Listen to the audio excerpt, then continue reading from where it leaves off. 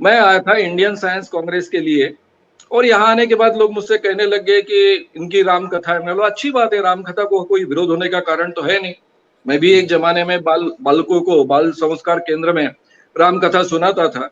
तो बहुत अच्छी बात है, बहुत अच्छा उपक्रम है, उसका हमने स्वागत करना चाहिए। लेकिन लोग धीरे-धीरे मेरे पास में अलग-अलग ढंग की उनकी कंप्लेंट्स करने लगे। बोले आपने उनके वीडियोस देखे हैं क्या? इस ढंग के वीडियोस है जिसमें बहुत वो दावा करते हैं। फिर हमने पूरी टीम उस काम में लगाई।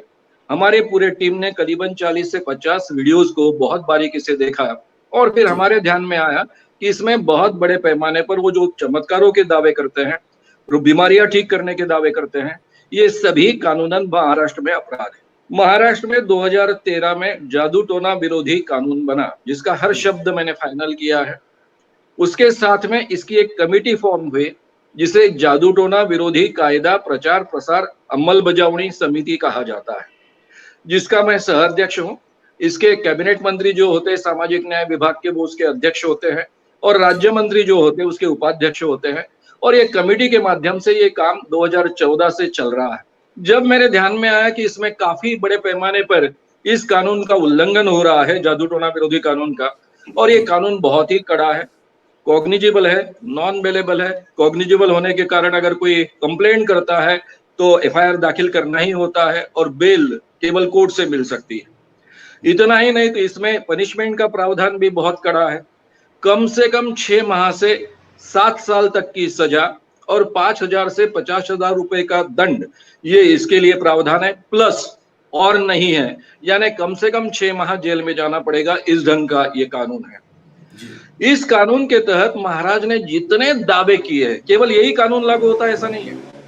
केंद्र का drugs and magic remedies act 1954 है, ये भी लागू होता है। ये दोनों कानून इसके लिए लागू होते हैं। और drugs and magic remedies act जो केंद्र का कानून है वो भी कॉग्निजिबल है, यानी उसका भी एफआईआर पुलिस को कंपलसरी दाखिल करना होता है। जी। महाराज के दावे है कि वो अपने भक्तों का नाम, उनके पिताजी का नाम, उनके फोन नंबर्स और उनकी उम्र अपने आप पहचानते हैं। वो पहले से उसका पर्चा तैयार कर रखते हैं। ये रोग उन्हीं भी के जान दावे। लेते हैं सर, उनका रोग भी हाँ, जान लेते हैं। हाँ, सब रोग भी जान लेते हैं। जी। इसी के साथ में उनका ये भी दावा है कि उनके भक्त के घर में कौन से रूम में, कौन से अलमारी में कौन सी पुड़िया रखी है, ये भी वो जी। पहचान सकते हैं। जी। इसको इंग्लिश में क्लेरोवैंस कहते हैं, सूक्ष्म देह से जाकर कहीं चीजों को पहचानना। भारतीय भाषा में हम इसको अंतर्ज्ञान कहते हैं या फिर दिव्य दृष्टि कहते हैं। तो महाराज के ये जो दिव्य दृष्टि के दावे हैं, वो जादू टोना विरोधी कानून के तहत भी अपराध है, क्योंकि उसके एवज में उन्हें धन प्राप्ति होती है।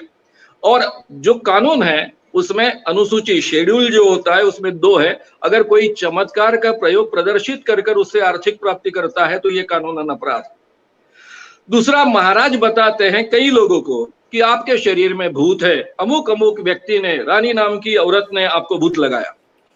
हमारे कानून में शेड्यूल 6 में, यानी शेड्यूल में 6 जो है उसमें है, अगर कोई कहता है किसी ने भूत लगाया और अमुक व्यक्ति ने लगाया, इस ढंग का कोई आरोप करता है तो वो कानूनन अपराध है। इतना ही नहीं तो ये कहते हैं कि आपको कुछ तो भी दूसरे कारणों से, यानी कानून में ऐसा है कि अतीन्द्रिय शक्ति के कारण अगर कोई बीमारियां पैदा होती है, ऐसा कोई दावा करता है तो वो कानूनन अपराध है। और ये महाराज कहते हैं कि तुमको भूत लगा था इसलिए, या फिर किसी ने कर दिया, तुमको टोटका कर दिया, इस कारण इस ढंग की बीमारियां निर्माण हुई है, तो शेड्यूल में के 8वां हिस्सा भी इसको लगता है।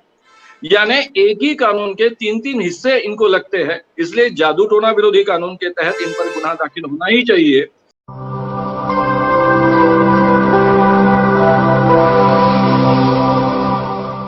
जन ज्वार जनता की